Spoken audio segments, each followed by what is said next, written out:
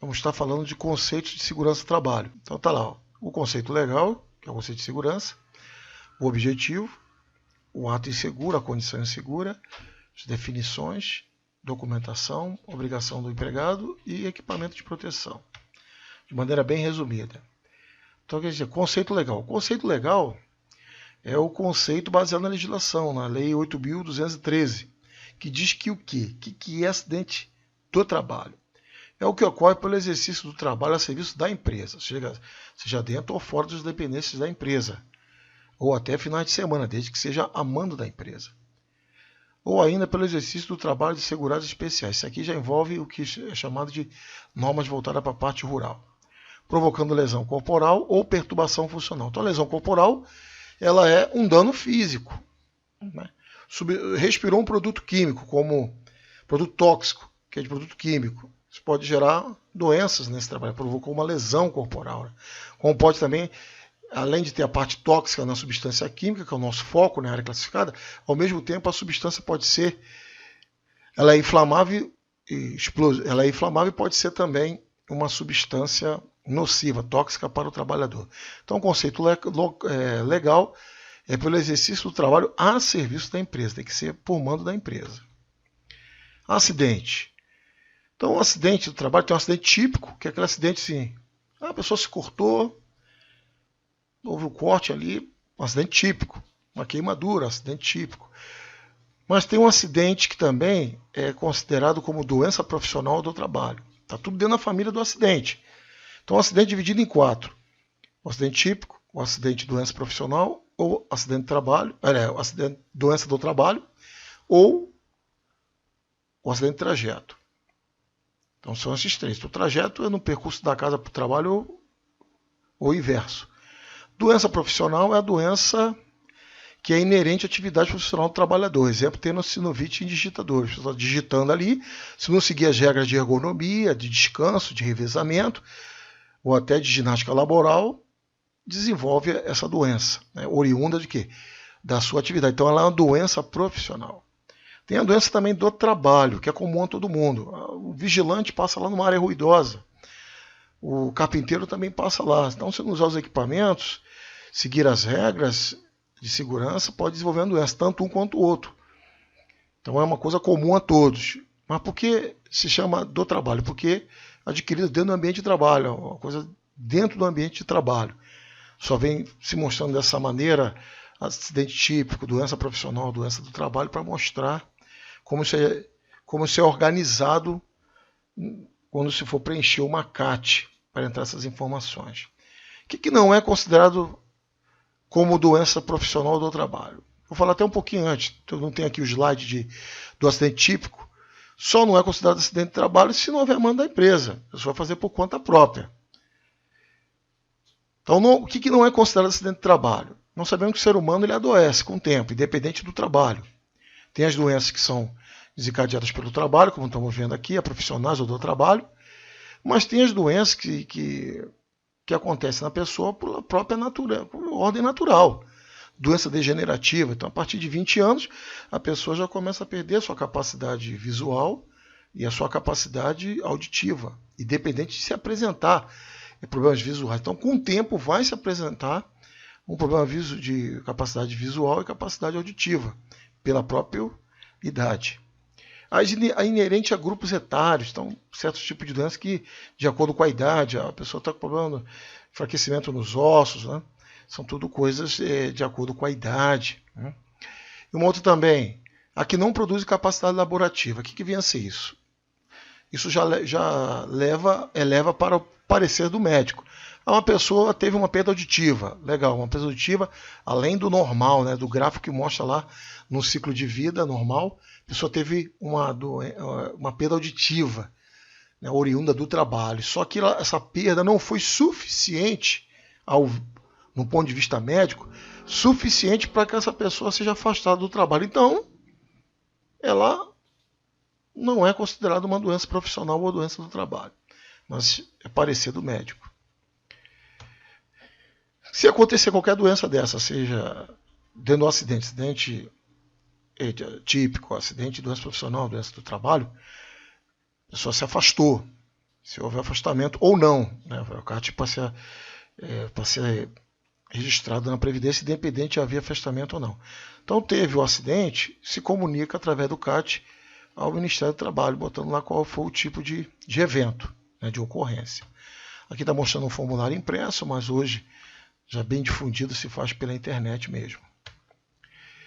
Se aconteceu um acidente, então a gente tem que estabelecer medida de controle e também precisa fazer uma investigação do acidente. Então, normalmente, o supervisor do imediato do acidentado preenche um relatório de acidente de trabalho, está aqui, ó, RAT, pelo órgão local, né, pelo seu supervisor, que certamente vai se basear em procedimentos definidos pelo órgão de segurança para preenchimento desse relatório. A investigação e análise das causas do acidente pelo órgão da empresa de segurança. Então, tem lugares que tem um documento que é o RAT, que é feito pelo supervisor, tem outro documento que é feito pela CIPA, outro formulário mais simplificado, e existe a investigação e análise baseado na norma 14.280 da ABNT, que ela é bastante com muito detalhe, né? E é feita pelo profissional de segurança do trabalho. Tudo bem até aí? Então tem aqui, eu já citei, mas vou falar novamente, o documento preenchido pela CIPA e a divulgação das medidas de segurança. Então a gente não está dando um curso aqui de investigação e análise de acidentes, falando só do que precisa em função da ocorrência de um acidente de maneira bem simplificada. Após isso aí, vamos à frente, nós temos o quê? A investigação. Então a investigação da análise de acidente, vou mostrar como é que ela é feita, identificar as causas dos acidentes e, através da análise destas, adotar medidas de segurança. Então, só vamos perceber o que estamos precisando melhorar, ou adequar, ou ajustar, ou até eliminar, é através da identificação das causas do acidente. E só vai se enxergar isso através da análise do acidente, que é aquele documento que eu mostrei aqui, vou voltar um pouquinho, no slide 12, mostrando a vocês aqui, ó, que é feita pelos profissionais de segurança, seja um engenheiro ou técnico de segurança, fazer essa investigação e análise das causas do acidente baseado na norma 14.280. Tudo bem até aí? Se for fazer uma análise de acidente, não se tem intenção de buscar culpados, mas sim procurar as causas. Aí vamos pensar em termos de aonde entram essas informações dentro do contexto do curso de área classificada. Bom, pessoal, a NR20 ela fala que dentro de um ambiente que tenha risco com inflamáveis e combustíveis, necessário se fazer análise de acidente bem documentada, e esses documentos de análise de acidente vão dar subsídio para os projetistas, para os homens de operação melhorarem seus procedimentos, ou projetista projetar a instalação com mais segurança ou adequar a instalação com maior segurança frente ao que está na análise de acidente. Tá certo que hoje a NR20, por exemplo, é uma norma que retroage. Isso quer dizer o quê? A minha instalação tem 30 anos, mas a NR20 faz com que o patamar de segurança dessa empresa construída há 30 anos, do qual não existia NR20, venha implantar segurança numa instalação existente. Então nós temos a NR20, nos dá subsídio para projetar uma instalação com segurança e também que nós temos a obrigação de implantar segurança já numa instalação existente. É mais fácil, mais adequado projetar uma instalação com segurança do que adaptar a segurança numa instalação existente. E esses documentos, esses registros, esses relatórios, inclusive que nós vamos falar mais à frente, de análise de tarefa, análise de risco de tarefa e as análises de risco de projeto, tudo acabam dando subsídio para esse tipo de coisa. De tarefa, melhor dizendo. A investigação e análise de acidente, os procedimentos: examinar o local do acidente, se necessário fotografá-lo, normalmente se coloca em anexo um relatório fotográfico. Se possível, interrogar o acidentado, nem sempre isso é possível, às vezes está desacordado, às vezes está enchatado de choque, ou às vezes está de uma maneira que não pode nem, da gravidade do acidente, não possa nem falar.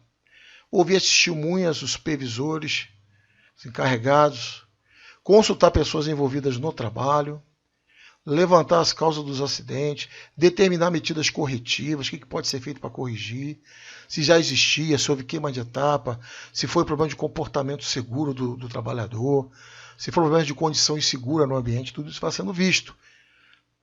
Verificar o responsável por sua execução.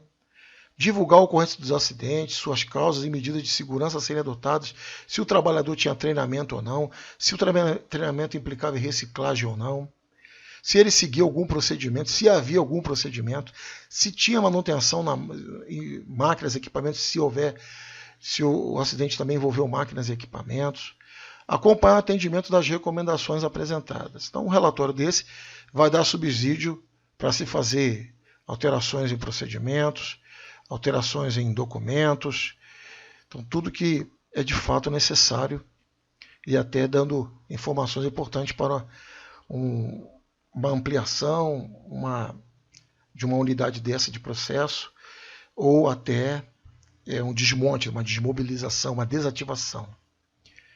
Ato inseguro. O ato inseguro é a violação de um procedimento seguro geralmente aceito.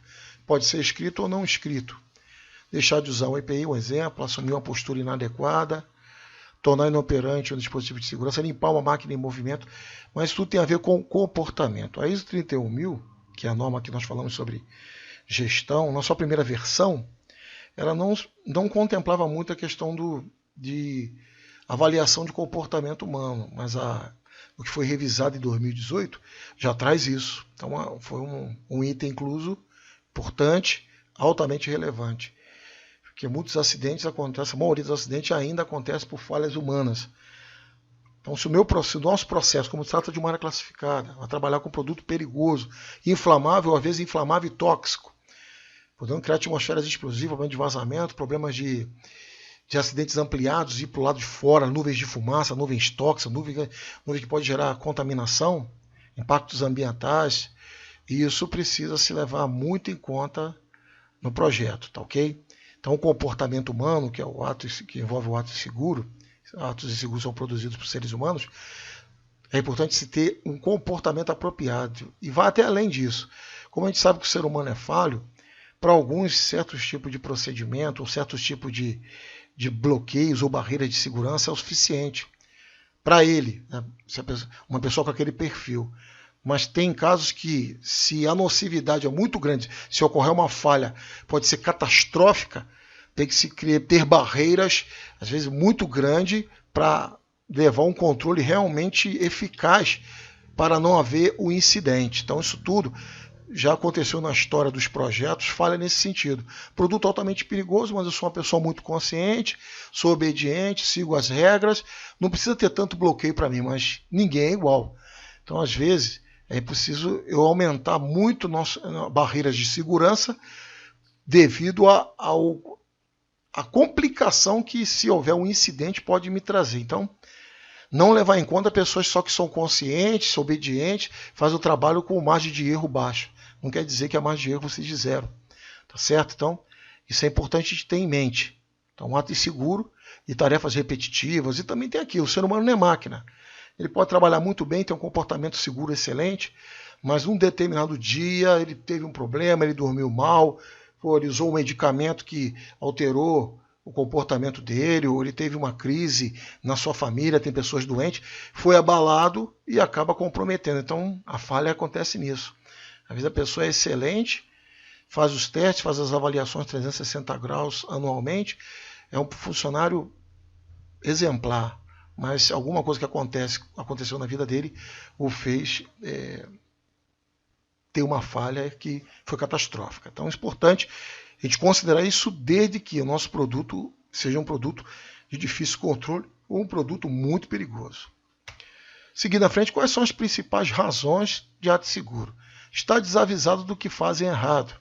Se implica em falta de procedimento ou um procedimento incompleto ou feito de maneira inadequada. Não considerar as instruções importantes. Então, a instrução sempre incomoda. E quando você tem uma instalação dessa, uma indústria de processo assim, envolve muitos procedimentos, muitas instruções, muito passo a passo. E se o empregado não tiver adaptado para esse tipo de ambiente, ele acaba querendo queimar a etapa, né? Infelizmente. Não entender as instruções também, isso já aconteceu. Não serem dadas as orientações específicas. Acharem incômodo seguir as instruções. pelo próprio projeto. Tem instalação que projeta para funcionar. Só que vamos fazer a intervenção de operação ou de manutenção, uma leitura, tirar uma porta de visita, uma tampa de porta de visita, fica uma tarefa quase que impossível. Então, isso tudo acaba tornando-se incômodo. Então, isso tudo tem que se pensar antes. As normas de segurança estão sendo hoje desenhadas para atender requisitos de manutenção e operação. A pessoa entrar lá, conseguir ter acessos adequados, apropriados, ergonomicamente projetados. Então a ergonomia também é um item importante que vamos estar citando mais à frente. Desrespeitar os procedimentos e as normas de segurança. Desconhecer os riscos existentes, excesso de confiança em si mesmo, falta de treinamento específico, então na análise de acidente vê isso, e também no perfil tarefa do trabalhador, os pré-requisitos de capacitação precisam estar ali. Falta de experiência, inclusive trabalho em equipe. Muito bem. Então, pessoal, estou indo rápido porque é um assunto que eu só estou encaixando as pecinhas para você compreender bem no final do curso. Então, a condição insegura é uma condição ambiental. É a condição ou situação em ambiente que, contrariando norma de segurança, pode ocorrer acidente de trabalho. Então, isso é dentro do ambiente. Então, vamos supor que dentro da NR20 exige que se faça medições de emissões fugitivas. O que é uma emissão fugitiva? Numa tubulação que esteja passando gás, por exemplo, e ali não se faz um controle de emissão fugitiva para saber se estava solda trinca, né? A solda pode estar trincada, está vazando por ali, aí o produto sob pressão vai começando a ter atrito e o próprio atrito que gera o aquecimento pode ter uma autocombustão ali, né? Pegar fogo sem uma presença de calor externo. Isso é um exemplo. Então, com o tempo isso pode acontecer. Ou a própria vibração do ambiente, fazer a solda quebrar. Claro que a solda tem que ser feita no padrão, mas nada disso é impossível de acontecer. Ou o próprio começa a ter um certo vazamento e às vezes a substância que está ali, ela não é detectável pelos sentidos. Então você tem que fazer essas avaliações de emissão fugitivas, gerar relatório. Então isso tudo cria-se uma condição insegura, mas é oriundo de quê? De também não seguir os procedimentos fornecidos por fabricante, certo? Isso é só um exemplo de emissões fugitivas dentro de um contexto de lidar com produtos perigosos. Então, definição também agora de o EPI. Né? O EPI, equipamento de proteção individual, ele protege individualmente. Sabemos que quando você não tem o EPI, o EPC ele não atende, é preciso se usar o equipamento de proteção individual. Então nós temos a proteção individual, ela obedece a critérios do Ministério do Trabalho, são equipamentos que precisam ser testados, construídos, montados, confeccionados, baseados em normas, submetidos a teste do Ministério do Trabalho, então, tudo visando a trazer a máxima segurança possível o equipamento. Documentação. Então, dentro de um equipamento de segurança tem uma documentação importante, que é o CA, Certificado de Aprovação, fornecido pelo Ministério do Trabalho, só para os equipamentos que foram submetidos a teste e foram aprovados. Certificado de registro de fabricante, a comercialização, não é essencial, não pode comercializar. Tem que ter uma fiscalização e controle, as empresas precisam fazer isso. Por quê? Existe hoje, vamos dar um exemplo, botina. Tem um monte de botina no mercado que se fornece. Só que essas botinas, tu tem que escolher, tu tem que qualificar qual é a que você vai utilizar, que vai atender às suas necessidades. E a própria empresa faz seu teste. Por fim, ela vai validar ou não aquele equipamento. Indo mais à frente, pessoal, fatores importantes a serem observados na escolha do equipamento. A necessidade real, então tem que ser conforme o risco, conforme o perigo, melhor dizendo, e o risco é a chance do evento acontecer. Uma seleção cuidadosa, que tem uma família enorme de equipamentos para uma finalidade, e o uso correto, que implica em treinamento do trabalhador. Obrigações do empregado. O empregado tem que usar equipamento de segurança. Então, se eu vou numa instalação classificada, tem lugares que você tem que usar até um dosímetro para ver o que está tendo de vazamento ali, naquela que pode ocorrer um vazamento. Mas por que esse tipo de medida? Devido ao perigo que a substância apresenta. Então, obrigações do empregador. O empregador está na CLT isso aqui, também está na NR6. Então, ele adquiriu o tipo adequado da atividade do trabalhador, do empregado. Fornecer somente EPI aprovado pelo Ministério do Trabalho, que é a condicionante. Treinar o trabalhador sobre o uso adequado. Tornar obrigatório o seu uso. Substituí-lo imediatamente quando danificado ou extraviado. Responsabilizar-se pela não qualificação e manutenção periódica. Então, essas informações voltadas para a obrigação do empregador. E a obrigação do empregado está lá, é cuidar do equipamento, usar o equipamento. Se ele danificar, informar o supervisor dele imediato, o encarregado dele. Responsabilidade por EPI danificado indevidamente, que ainda hoje existe isso, pessoas que fazem mau uso. O EPI, para efeito da empresa estar defendida, e defendida no sentido que eu digo num eventual processo trabalhista, houver uma alegação do trabalhador que não recebia EPI, já vi isso acontecer, recebia, mas não foi registrado. Então, o que vale é o escrito, a pessoa alegou que não recebeu o equipamento. Então é importante ter ali o fornecimento do equipamento e, não menos importante, também a sua substituição. Então, equipamentos de proteção de maneira geral. Está aqui, ó, proteção coletiva. Equipamento de proteção de delimitação de área, que é uma delimitação de áreas, fazendo limitações, né, também. Conjunto de aterramento temporário, né, para quem trabalha com eletricidade. Proteção de descarga atmosférica. Proteger a instalação também, o homem de manutenção. E também ter pontos para fazer o aterramento. Dispositivo de parada de máquinas, equipamentos, insufladores, exaustores, guarda-corpo. Então, são alguns exemplos de equipamentos de proteção coletiva. Bom, pessoal, nesse módulo nós chegamos agora ao fim. Vamos estar passando para os próximos, certo? Vamos lendo, cada módulo você vai encaixando ali tudo que a gente precisa para a equação de segurança no final. Depois eu vou estar falando da equação de segurança, vocês entenderem de maneira até matemática tudo que nós estamos falando aqui de maneira ordenada para lhe oferecer conhecimentos importantes na prevenção de áreas classificadas. Né? Projetar também, operar e fazer manutenção e inspecionar áreas classificadas. Muito obrigado, até a próxima.